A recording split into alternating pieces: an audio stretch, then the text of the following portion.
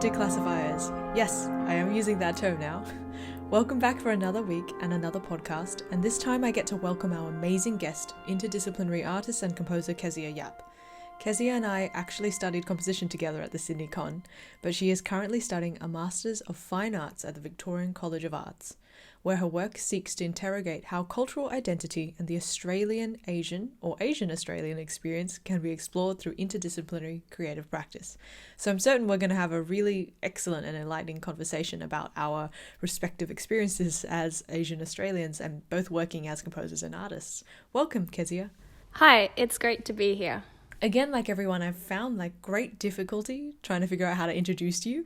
So other than as an interdisciplinary artist and composer, perhaps it would be interesting to unpack how you got to this point in your creative practice. How did you develop from a classical music background that you still actually engage with into your interdisciplinary practice now? My entryway into music would have been learning the piano growing up. So I started playing the piano at, I think I was 4 years old. As a lot of Asian children will, it's going to be either piano or violin. So I got piano, my sister got violin, and I grew up playing the piano for at least 18, 19 years of my life. I don't want to brag, I was relatively good at it. My parents obviously made me practice quite a fair bit, but growing up I never really enjoyed practicing, and I never found the thrill of the performance. I always felt very nervous. I didn't really like to be in front of people. And so I kind of turned to composition and started composing in about year 7. I was really lucky to go to a school where they offered composition lessons with a composer in residence. And so I started doing that. It was kind of during school, kind of like my downtime hobby kind of thing. And then I decided to pursue it after school and went to the Sydney Conservatorium to study composition. Yeah, so I guess I wouldn't necessarily call the music that I write classical music. I'd probably be leaning more towards new music or art music or experimental music. I guess the name in itself kind of feels quite removed from the classical music kind of world. But yeah, I've started studying at VCA in Melbourne. I'm doing a Master of Fine Arts in Visual Arts just to expand my practice a little bit. Now you mentioned that you don't think that your music sits within the classical world. Why do you feel like there's this distinction both artistically and maybe even through the terminology? I guess the term classical music has a huge weight of history that comes with it. It implies a canon of work that is mostly going to be from quite Eurocentric and from America as well. So in that aspect, there's already a lot of pressure being a composer of classical music. And as well as that, I just guess aesthetically or in a marketing kind of way, as a composer, you want to differentiate your music from what's already existing and from different sorts of communities, I guess. You want to kind of be spreading yourself out a little bit or sitting in different pockets of the music community, depending on what you're interested in or what kind of music you want to develop. So I guess in that way, I've kind of moved away from classical music. My music certainly doesn't sound like the music I grew up playing on the piano, and that's probably why I don't classify my music as classical music. Well, that makes sense to feel like this, especially because even when you're studying music history in a conservatorium and you get to that point where you begin to study, what's labelled as contemporary classical music, it's often as if there's a sharp distinction between the seemingly continuous stream of history and then suddenly this erratic, random new stuff. And they're almost intentionally taught in a way that they're distinctly separate from the classical music canon. Is that why you chose to expand your practice into visual art or just integrating visual art into your work? Sure. So I decided to start studying visual arts for a number of different reasons. Some of it is very logistic, like applying for grants. It really widens the pool of grants that you can apply for. A lot of my music recently, I would say, has kind of drawn inspiration from a range of different art forms, including like painting, taking poetry as inspiration and things like that. And so I wanted to kind of develop a better literacy in those fields as well, in a way. So I thought studying visual arts would be a really interesting way to do that. As well as that, I befriended a few visual artists who kind of opened up my way of thinking about creating and about music and about interdisciplinary art. And at the same time, I began becoming really interested in exploring this idea of cultural identity and what it means to be Asian in Australia. And I wanted to be able to do that through my creative practice. And at the time, I felt as though music wasn't really enough for me to be exploring what I wanted to be exploring. I guess music sits in a bit of a box where I didn't want to be taking music from other cultures and trying to pass it off as part of my own.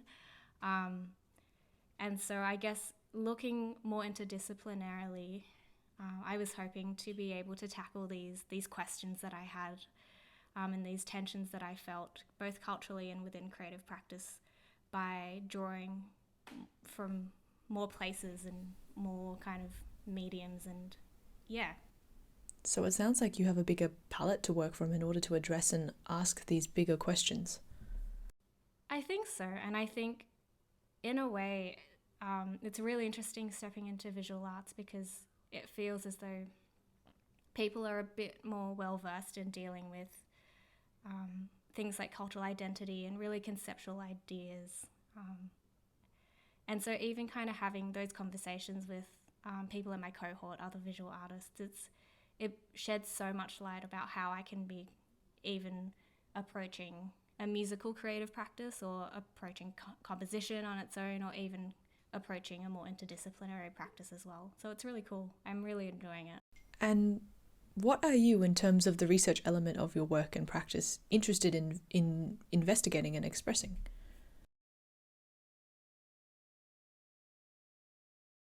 So I guess in recent years, I've been kind of grappling with my own cultural identity and kind of trying to understand if I'm Australian, if I'm Chinese, if I'm Malaysian, if I'm all of these things at the same time, and what that means for me and what that means for the community of Asian Australians as well.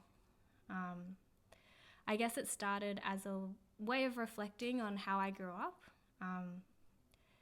I grew up being quite resentful of being Asian, especially growing up in Australia when you're surrounded by lots of, can I say white people?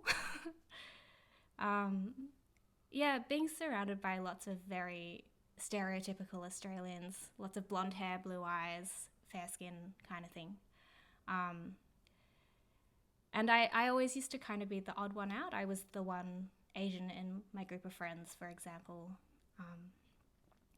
And so I didn't, as any kid would, you don't really enjoy being the odd one out in the group, or the weird one, or the one having fish snacks for recess. So I've been reflecting on that a lot and kind of thinking about why I grew up like that, why I felt that way, and also, I guess in a way, trying to make amends for the hate that I had for myself as an Asian, and kind of bridge the gap between me and my Asian heritage as well, because I spent so much of my life trying to move away from it. So as a composer, as I guess I can call myself an interdisciplinary artist now, I'm trying to do that through my career and through my creative practice as well. Because I think that's probably for me the most empowering way to be doing it. I believe it is, because it forces you to really, I mean, you mentioned before how talking with visual artists has been different than what it's like to work within the classical music world, in that the way they ask questions about themselves and then apply it to their practice, I think that they have a better understanding of the power of their representation and their artwork, and also the weight of what that means. That may be down to how art theory and practice is talked about within visual art schools themselves, and it's in a way that I don't really think the conservatorium particularly prepared me for. But it's really great to hear that you can inform yourself about your own heritage and then express it and talk about it like we are doing now for other people to connect with. Yeah, well, I guess one of the stark differences that I've noticed between the music world and the art world, both in quotation marks, is that as a composer, I find it a lot easier to be anonymous in music. My name, if I'm having a piece performed, my name just appears in the program. You don't really see who I am unless I stand up to bow or if I'm acknowledged by whoever's playing. And so it just really exists as music. It doesn't exist as Australian music. It doesn't really exist as Asian music. Whereas I've noticed in visual art, the artist is so connected with their work that their work tends to express them and their culture as well, whether they want it to or not. There's been lots of kind of research and discussion in terms of like First Nations artists and their work, with their work being labelled as Indigenous art, whether they want it to be or not, because they are Indigenous artists. And so inherently, the work that I put out as an artist is going to be probably classified as Asian Australian artwork or Asian artwork, whether I want it to be or not. So there's a really interesting kind of discussion around that happening as well. And has that affected the process in which you approach a new work or writing a new piece of music?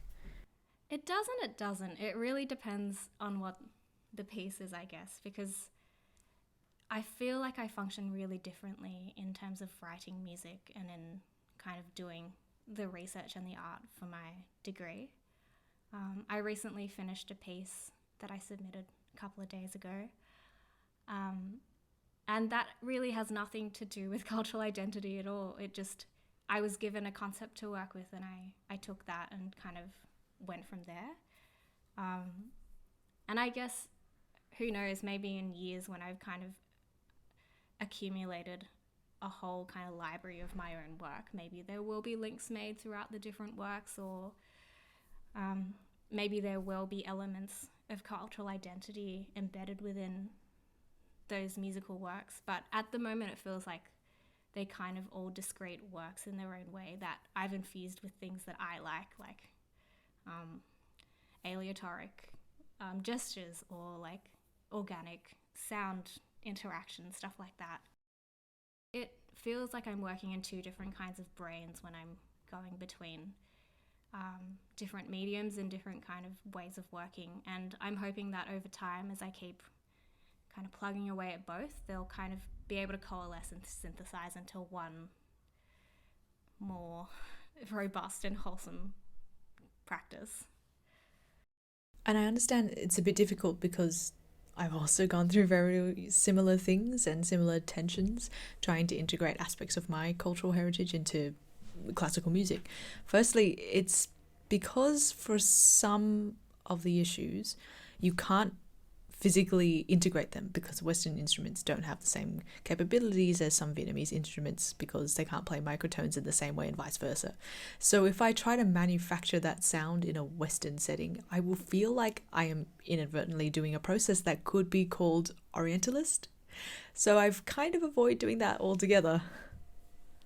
It's really interesting you bring that up because even though you are Vietnamese, because you're working through a Western medium, it's going to always have to be appropriated, and it's going to have to be colonized, essentially, into a Western classical traditional form.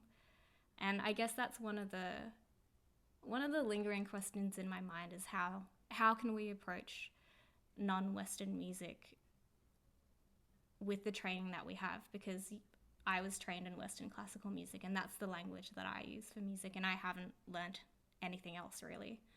And so how can I kind of expand that to maybe even form my own kind of language or vocabulary within music with which I can kind of convey or communicate different meanings through that. And so I've been working a bit with like graphic notation based on Western classical notation as well, but trying to take it out of the score as a score, pushing the limits of Western classical notation to a point where it's not, where it's kind of its own expression. So is that why perhaps you're quite focused on different types of notation and graphic notation?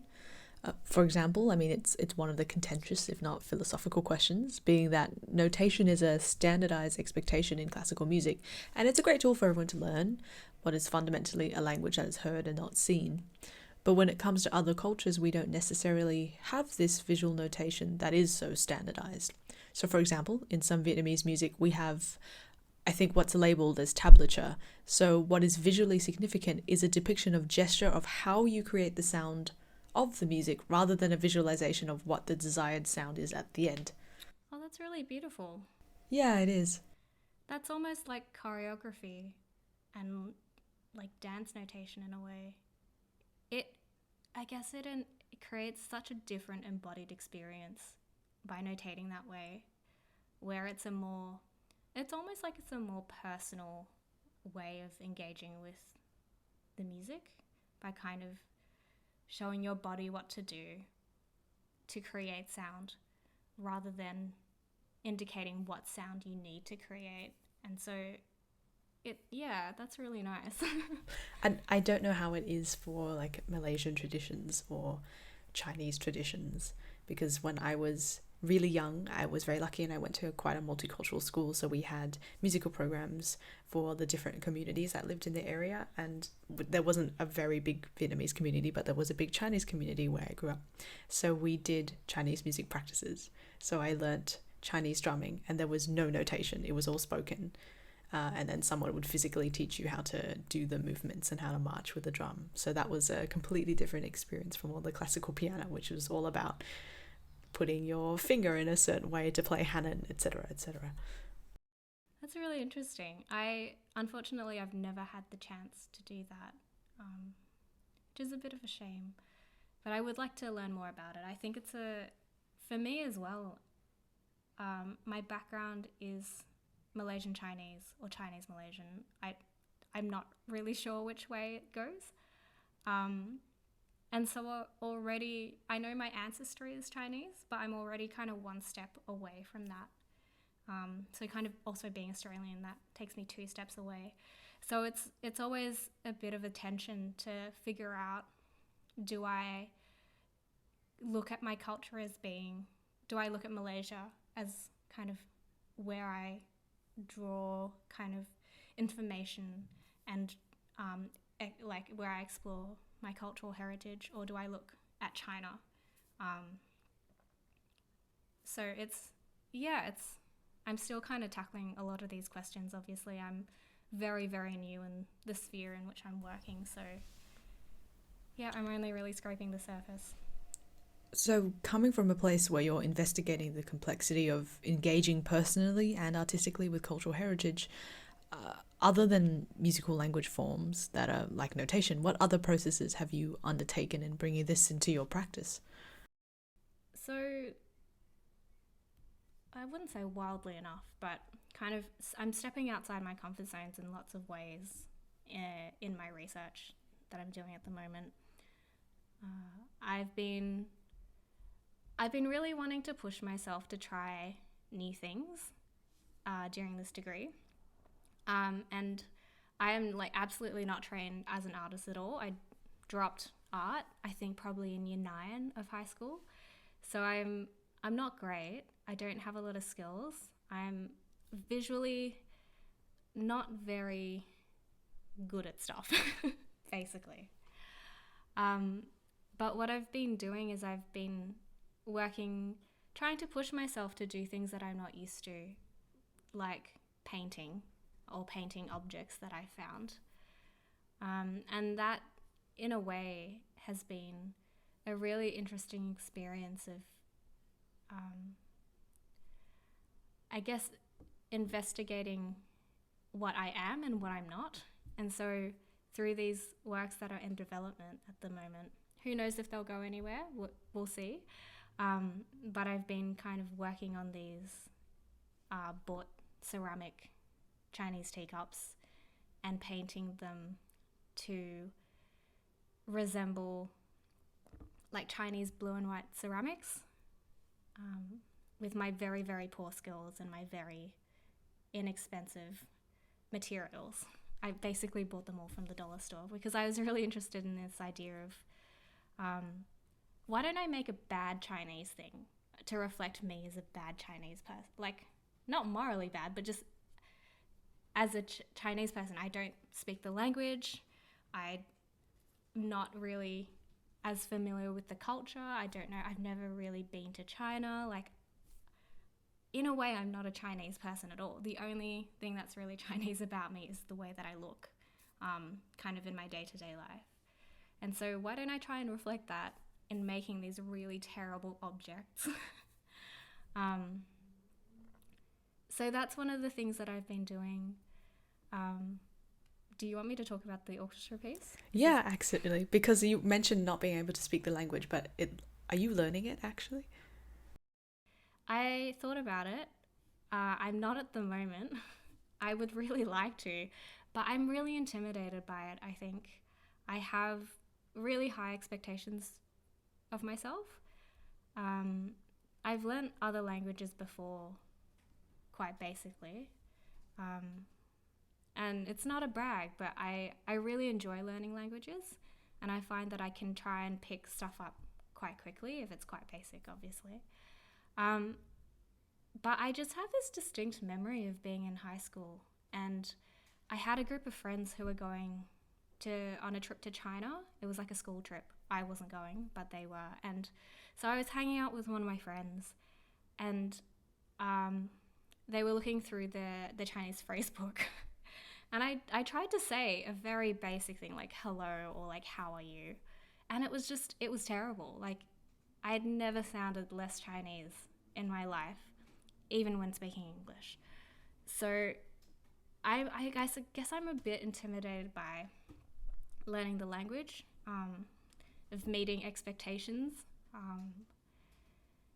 And I guess I'm also intimidated because everyone says it's one of the hardest languages to learn. Yeah, that's true. And just tonal languages and a lot of Asian languages are tonal, and it just becomes so difficult to differentiate the subtleties, particularly if you're not surrounded by it. Yeah, is Vietnamese tonal? That's a good question. Yes, but our language is hard also because there are so many markings, something crazy like 22 combinations over the vowels. So the difficulty then comes into distinguishing each of these very specific vowel sounds, which I can't actually do. So for me too, I have the same issue in terms of a language barrier. Do you speak much Vietnamese?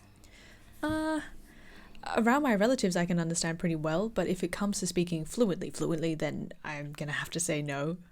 I can kind of speak and I can also kind of read, but it's also stunted is the word I'm going to use for my Vietnamese language skills, which I'm also deeply embarrassed by because I have, in comparison, ease with picking up European languages, and I should be able to do the same thing with my own language, but I can't.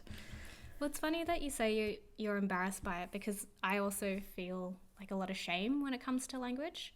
And kind of speaking previously about growing up and being really resentful of being Asian, I think language was one of those things that I was really proud not to speak Chinese. And I know that's awful. Like, that sounds terrible.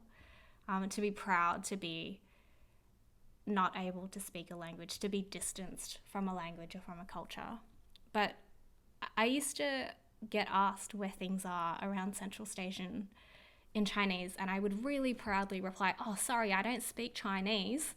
And it's like, it used to be a pride thing, but now it's turned into a real shame. Like, I'm really shameful for not having spent the time or the effort to learn it. And I understand, obviously it's not 100% my fault. I wasn't brought up with the language. I was brought up speaking English. And so,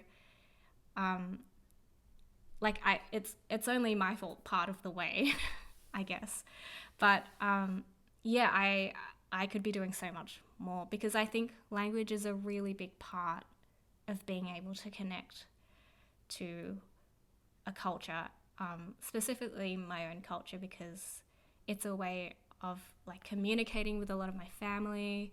It's a way of even things like learning what foods are called, and I struggle with remembering which Asian grain is which. If I knew the names and if I understood them in the language that their names are in, I think like even small things like that, it's a bit stupid, but I literally cannot remember which Asian grain is which. No, not at all. But I definitely see your point. It does make things easier because aspects of like turns and phrases and connotations can give you an insight into how certain things are viewed by a certain culture. So language is definitely an important one. For our first musical intermission is a work by Kezia Yap entitled If/When We Meet Again. This is composed for a quartet of instruments and explores a musical framework for interactions and perceived points of arrival. This work is performed here by Ensemble Bison in 2019 at the Oil Tank Culture Park, Seoul.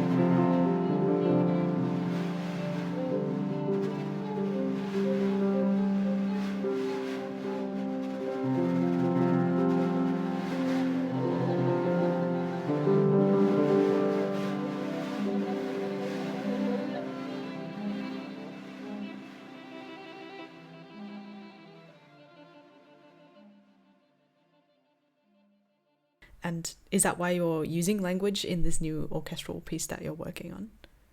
For quite recently, I've been quite interested in how language can be used in creative practice to enhance cultural practice, if that makes sense. So essentially, I've been interested in finding ways that language can be used in my creative practice to help me bridge the gap between me and my cultural, racial, ethnic heritage. For me, I think it could have been a number of different languages. It could have been Malay, it could have been my mum's parents speak Hainanese. But I felt like what a lot of my family speaks as well is Mandarin. And it is also a very helpful language to know. But I wanted to find different ways of trying to use language as a vehicle through which to learn more about myself and learn more about my family and their story, things like that. So one of my an experiment that I worked on in terms of using language was kind of following on from a collaboration that I did last year with another Melbourne-based artist named Angie Pye. We made a performance work, in which we looked at this idea of practice and repetition, and how that is so intrinsically linked into how and what we do, because we're both from Asian backgrounds, and so this idea of repetition and learning and practice is quite ingrained in how we do things. So we did a performance work where we built a large frame structure. We filled it with rice. It looked really cool, but we kind of repeated the same gesture for about 10 minutes. We would have liked to have done it for longer, but that was just the time frame that we had. So I thought, this idea of repetition is really cool. How can I use it in my practice to aid my own explorations into cultural identity? So I experimented with, it was twofold. I wanted to learn to write my Chinese name. I felt like it was a way of learning or kind of meeting the Asian me, like the Asian version of me, because my Chinese name is my middle name. So my name is Kezia. Australians will say Kezia Yap. I think it's pronounced something like Su Chan. I don't speak Chinese. I should at least know my name, right? But that's the thing, is like, I don't even know how to pronounce my name properly. And so I thought, why don't I engage with my own person, my own name, with just practicing writing it and kind of incorporating sound into it, because it becomes a really rhythmic exercise as well by constantly writing the same characters. So I did that for a little while, but it didn't really lead me anywhere. At least I knew how to write my name.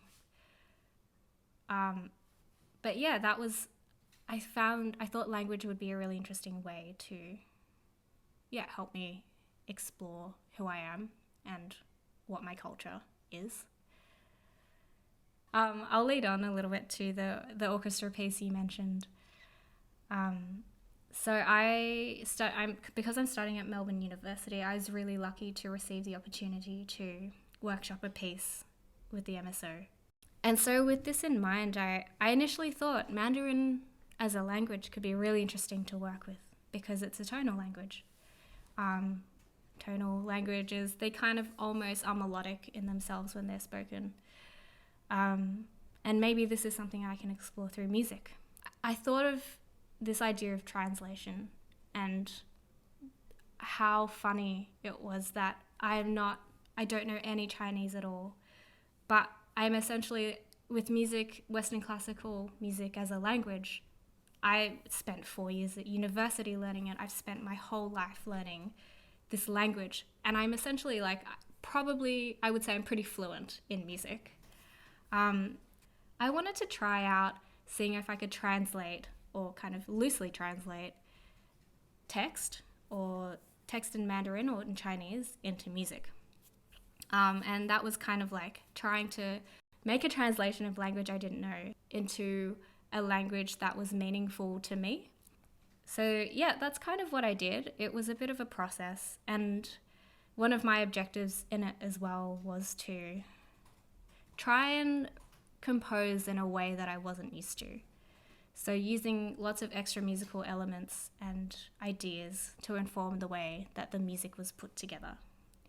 So I spent a bit of time trying to figure out, what if I mapped these tones? So these words in these sentences have a down tone. So down tone is going to mean this kind of timbre.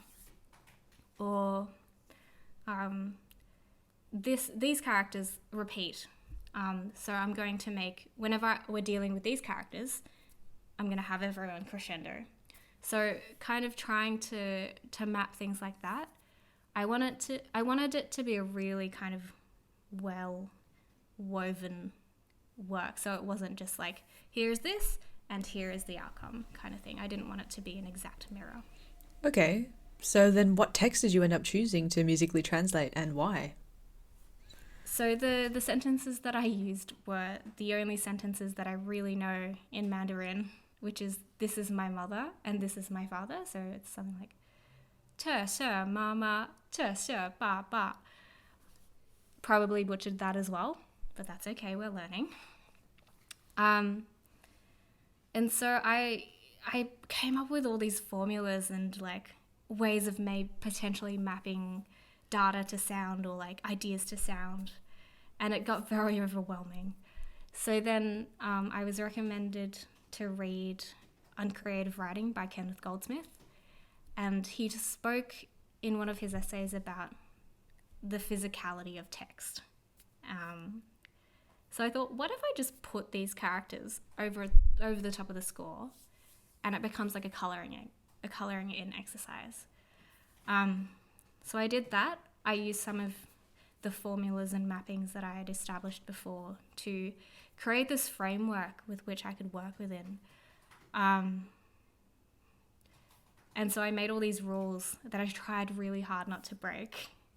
And I wrote a draft version of the score that was a direct kind of almost an imprint of the characters on the score.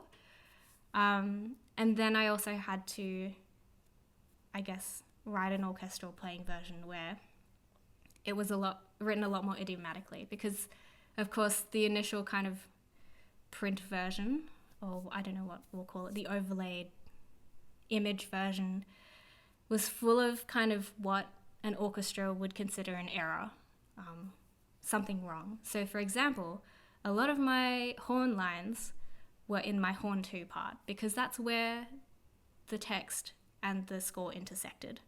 And so moving into the playing score, I had to move a lot of those lines to the horn 1 part. And there were other sections, maybe like kind of bigger, fuller sections, where there were maybe 5 or 6 instruments probably not playing in that chord.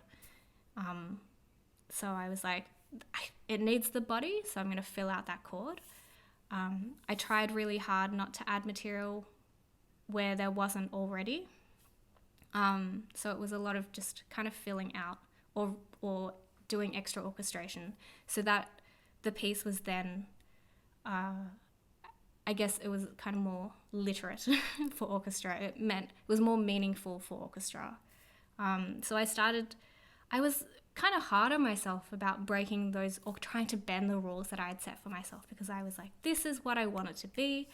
I don't want to be kind of bowing down to the orchestra, and I wanted this work to be kind of be able to stand up on its own as not necessarily a musical work, but a creative work that meant something. But I think in kind of negotiating how those rules were bent, I started to see that orchestra music kind of exists as a dialect almost, if music were a language. So, or if Western classical traditional music was a language. So you can write music, but then you kind of have to make it so that it means something for orchestra, or that it makes sense for orchestra. Because it's all well and good to plug stuff into Google Translate, but it kind of spits something out that often is not quite right. And so you kind of need to make meaning out of it. Yeah. And in a sense, just by saying that, you've already answered my next question, which was, how do you reconcile balancing the visual aspect of the score with the musical? For example, you go and sit down onto a piece of music and it's primarily an auditory experience. So if you have a character imprinted, and I'm very lucky because I've seen the score, but if you have a character imprinted on each page, how do you link up the physical gaps or the visual gaps between each character starting and ending? At the outset, I was really determined not to through compose, because I've done that before and it's led to a lot of dead ends and a lot of frustration. And so I thought, I'm going to set up myself a process and I'm going to follow it. So I set up multiple processes for myself, lots of different limitations and parameters.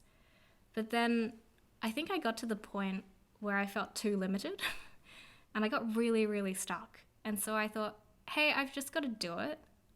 I've got these things. Maybe I just through compose within the parameters that I have.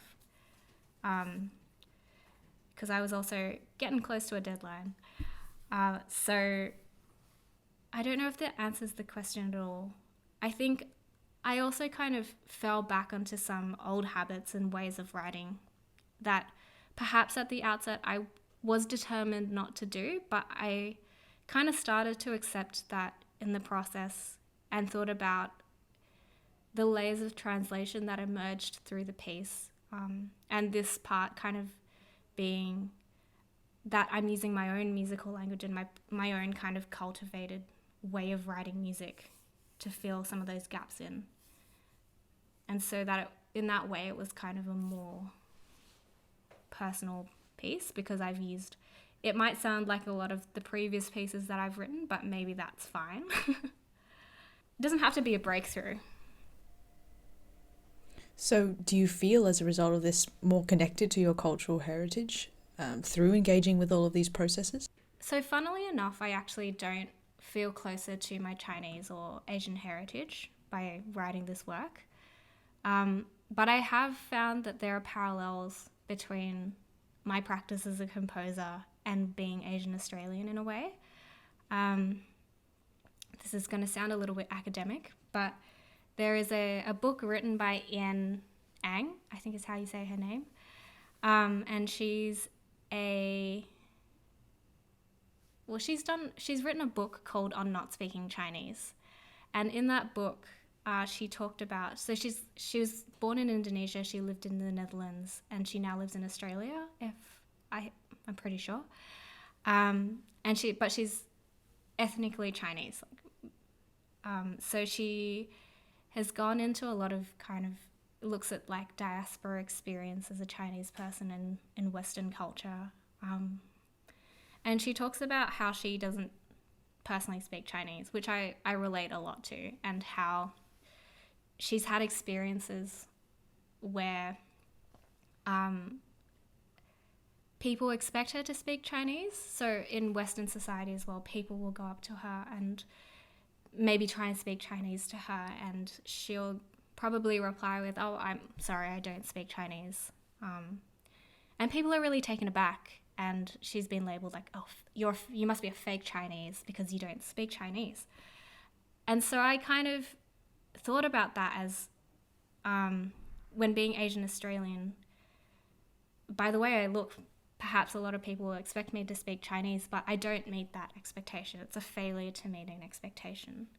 Whereas similarly, as a composer,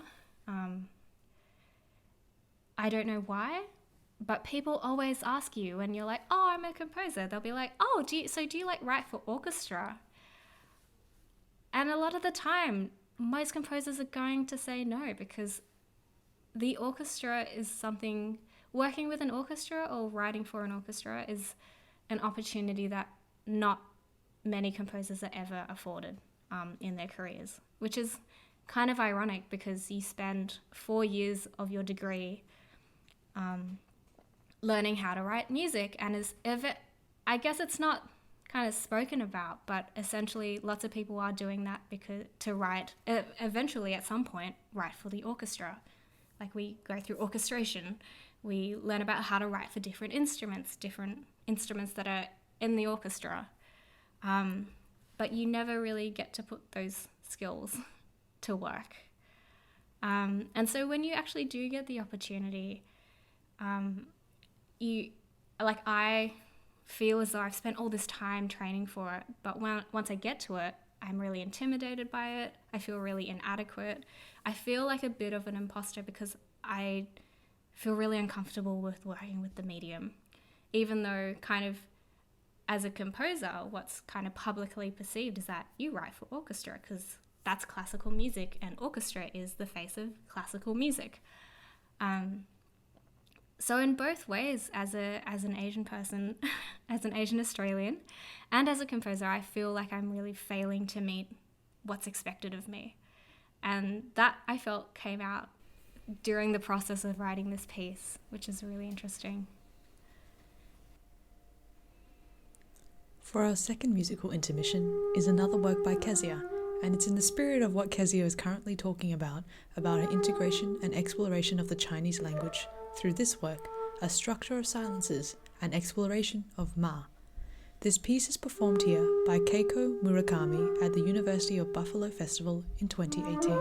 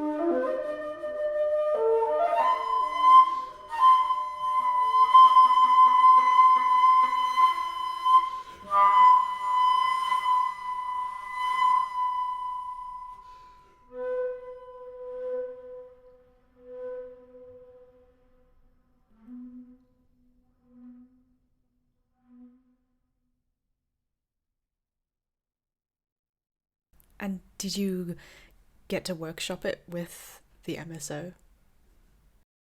Not yet. I think we were scheduled to workshop it in October, but who knows what's going on with COVID and restrictions. I think the orchestra is far too many people to be having in one place at one time at the moment. So I'm yet to find out. I mean, you mentioned just then that writing for orchestra is something we are all trained to do, and yet we never really get to experience to. For example, if you're someone who's really young, say under 35, you'll probably, if you're really lucky, have one, maybe two chances to write for and then work with an orchestra. But beyond that, there's not really much of a chance. In contrast, if you're a performer, you practice your instrument and you have a certain set of repertoire, so you can master it in the sense for a workshop, like a masterclass. But as a composer, an orchestral masterclass, for example, you might get a single chance to write for an orchestra, and there is a relatively high chance that you're simply not going to be prepared for it, because there is almost no way to be fully prepared for it.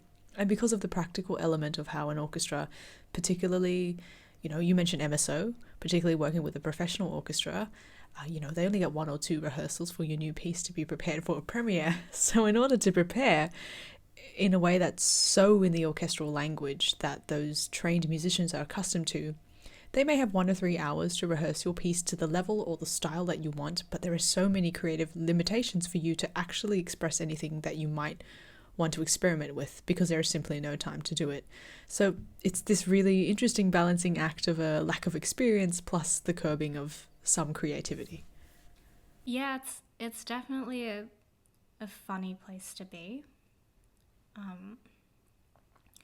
I think the orchestra has, as a medium to be working with and to be making sound and music with, the potential of the orchestra is so expansive. Like, there is just so much really interesting things that can be explored with orchestra, but there's never the time or the place to do that.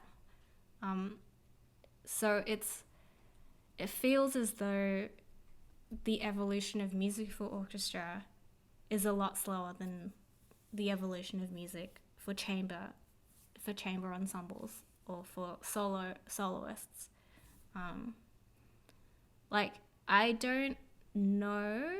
I don't think I've ever seen a piece for orchestra performed with really interesting electronics. But that kind of music is quite a lot more common in chamber music and in solo music. It's a lot more widely accepted. Perhaps not by really classical musicians, because it's not what they're interested in, which is totally fine. But like a flute and tape piece is definitely not unheard of. It's been pretty common since the 60s and the 70s. So to think that the orchestra hasn't really quite reached that yet as well, is very interesting to think about. And there's also, I think, an element of tolerance associated with all of this, and maybe even a little bit of trust as well. So if someone like Steve Reich wanted to do something with a professional orchestra and full-blown electronics, they'd probably be a little bit more willing, or at least set a bit more time aside to try something like that, because they trust that this composer has had several decades of experience working with large ensembles. But if you're emerging, I don't think there would necessarily be that much time allotted to you, or even trust, really, to try out something seemingly crazy as to integrate electronics with orchestra. Sure, I think I'm quite lucky in that I've had a couple of opportunities to work with an orchestra before, and they've been absolutely lovely. They've been really good experiences, but I think it's always unavoidable to feel a little bit stupid as an emerging composer coming in to sit in front of that many people who are playing your music. And even the small things, like even kind of questioning, I guess, the dynamics that you've set. Like, oh, do you want this like really, really PP, or do you want this just P? You're really put on the spot, and they seem like really simple questions, but they can often be really difficult to answer because you've never really gotten to work with that many musicians in a room. And so it's very easy to feel like you're not up to the task or you're not a good enough composer. So it's quite a step, I think, for emerging composers to be working with orchestra. Of course, some people love writing for orchestra and maybe they don't fit into that box. But I would say probably for the majority of emerging composers who are studying, composers under the age of 35, working with orchestra can be really intimidating. Definitely. And it's true because they set aside half an hour or they set a really small amount of time in which that you get to engage during the rehearsal or just attend the rehearsal. And sometimes you feel like if you can't answer them fast enough, especially when you're with a professional orchestra, there won't ever be time to rectify or clarify really basic things like dynamics or rests, and for you to feel like you even have grasp on your own craft because you're faced with all of these musicians in a room. Yeah, I get, like, for me, I need a little bit of time to answer a question a lot of the time. Like, I need to think about what I've listened to. I need to think about the different parts that are happening at the same time. When they're asking, oh, do you want the flute a little bit louder in this part? I need to think about it, for example. And so the time that it takes me to answer, or if I'm like, I'm not really sure, which is totally fine to be not sure, because when have you had to think about that before? It really comes off, I feel like it creates this impression that you don't really know what you're doing, which I'm sure, like, for me is the case. I have no idea what I'm doing, and it's all like a learning curve. But I think it kind of perpetuates this stereotype of emerging composers, like, not being good enough or not knowing how to write for the orchestra, or kind of just not putting enough effort in, which is sometimes quite a lot of the time quite unfair, because writing for orchestra is a mammoth task. Like, you're writing for, I don't know how many instruments, at least 10, maybe 20. How many instruments are there in an orchestra? I probably should know. Well, sometimes 30. Especially if it's a double wind orchestra. Oh yeah, then maybe 40. Like, it's a lot of instruments and a lot of sounds to be balancing.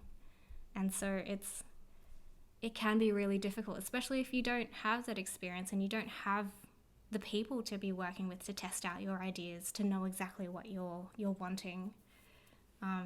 Like, I already find it really challenging to imagine what something's going to sound like with that many people playing it. So, yeah, these are just scraping the surfaces. This is just scraping the surface of kind of looking into the challenges of writing for orchestra, especially for emerging composers, I think. Yeah, and you really need the experience of working quite closely with musicians. And I mean, it does happen either through working with individuals or chamber groups, so that you get that intricate knowledge that is really, really difficult to do, even if you are studying and reading orchestration. For example, what if someone doesn't know what the lowest note of the trombone is, or what the limits of the glissando interval on a trumpet is because of their valve system? And that's knowledge you get from working directly with people and through the experience of doing that. If you haven't had as much of a chance to work with every single instrument that is possibly available in an orchestra, you will definitely begin to feel totally out of your depth, even though it is fine that you feel out of your depth. Sometimes it's not even about knowing all these things about each of the instruments, because as a composer, you're also responsible for other things. For example, you're very much responsible for providing the parts for each musician. And if you're not experienced, how are you supposed to know that, oh, this part is for double bass or percussion. The staff should be at least 8 millimeters in thickness because they're further away from their stand than a flute part, which the software will automatically set at 6 or 7 millimeters. Yeah, it's like learning a language, or it's like speaking a language.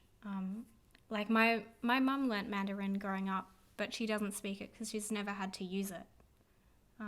And so she doesn't practice it, and she doesn't remember how to really say anything or speak in Mandarin. I think it's the same for anything that you're doing, for riding a bike, maybe not riding a bike, but definitely for writing music.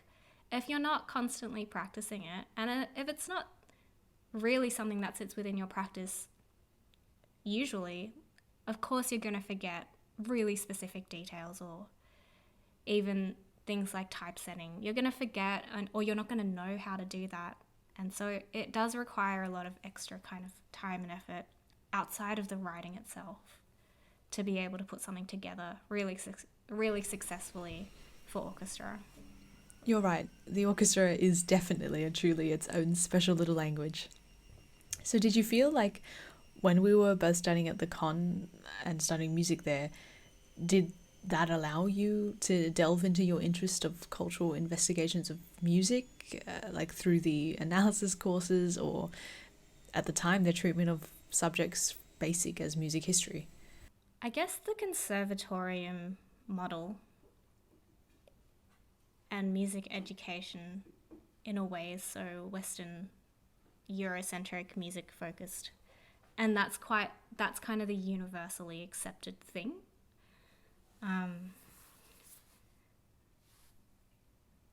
Like, sure, if you go to other Asian countries, there might be a group of people who are engaging with traditional instruments and traditional music, but a huge amount of people are going to have learnt music by learning piano or by learning violin and learning Western classical music. I think that's become the underlying norm for music, and so everything kind of grows from there. And so perhaps music education at a tertiary level could start looking at kind of more ethnomusicology. I mean, generally, obviously, I think there could be more exposure and diversity within the way that music is taught. But of course, that's not what a lot of people going to the con are looking for. They're going there to be a clarinetist in the SSO, or they're going there to be a soloist. And so kind of music from non-Western cultures is going to be completely lost on them, or is not important to them at all. So the university would literally be losing money just by doing that, I guess. And the university is number one about money, number two about education. Mm-hmm. That's true. In fact, the money bit is quite a consideration. In fact, I remember now that we're talking about music education, back when I was in high school, and I think we were both lucky in that we did have composition teachers in high school, and I certainly did for my last year when I was there. My school was kind enough to organise that. But when I was in my last year, I was introduced to Lisa Lim for the first time. And I mentioned this anecdote when I was talking to Felicity, but there's an actual second half to this anecdote, which is more pertinent to what we're talking about. So this was the first time I'd ever seen an Asian woman, and particularly an Asian Australian woman, writing music, not so much in the classical tradition, but writing new music having been trained from the classical tradition. And I went to this school that was about, I'd say 90% of the students were of Asian heritage or background. And when we were shown Lisa Lim for the first time, the girl sitting to my right said, "Ew, she's a woman, and oh my god, she's Asian. I don't want to listen to her music." And that was such a huge problem for me, because that girl was, well, she was a girl and a woman, and she was also of Asian background. So in a way, we have also internalized our expectations of what a classical composer would look like and what a classical composer should look like. And somehow that would compromise our experience of what is considered good music when that didn't match up. I mean, that's also just generally a result of internalized racism that a lot of us have grown up with, being Asian Australian. Of course, it's going to depend on where you grew up in Australia. For me, I grew up in the eastern suburbs of Sydney, and so it was predominantly a much more white community. Whereas growing up, for example, in the western suburbs, if you grew up in like Cabramatta and Strathfield, probably being Asian was a lot more accepted there and a lot more normal. Whereas for me, like, I'm still dealing with a lot of internalized racism now because of just being very, not, I wouldn't say anti-Asian, but I just really didn't want to be Asian growing up because it was weird and it wasn't normal. And my parents kept asking my friends to take off their shoes in their house. Whereas, like, when I went to my friend's house, You wear your shoes everywhere. Yeah, of course it's going to kind of be like that for a lot of people. Being like, oh, she doesn't fit or like, oh, I don't want to learn about more Asian people. I don't know. I personally didn't encounter Lisa Lim as a composer or her music at all until kind of, I don't even know when. It would have almost been like after I finished uni. Or kind of, her name would have popped up. And then she started teaching at the con just as we left, I think. Could have been like when I was mistaken for her. We never know. Still the highest point in my career is being mistaken for Lisa Lim. What? That's so bizarre. I often introduce myself as, hi, I'm not Lisa Lim, but no, that was very funny. It's still joked about to this day within my closest social circles. Well, it looks like this is an odd but perfect point for us to stop by getting an official recording of you confirming that you're not, in fact, Lisa Lim. I just wanted to say thank you so much for being on the podcast. It's been a joy talking with you, not just because I totally relate to your experiences growing up as an Asian Australian and then all these emerging composer experiences that I'm still going through, but it's been so great for you to share your thoughts and your upcoming research. Thank you so much again, Kezia. No, thank you for having me on. I'm always so excited to talk to other people about these topics and kind of find out and learn more about it myself as well. So thank you. It's been my absolute pleasure to have you on. And as usual, I'll make all the links about your work and the books you mentioned down below for anyone who wants to have a little further delve into cultural identity and creative practice. So thank you so much for everyone who's listening, and I'll catch you all next time.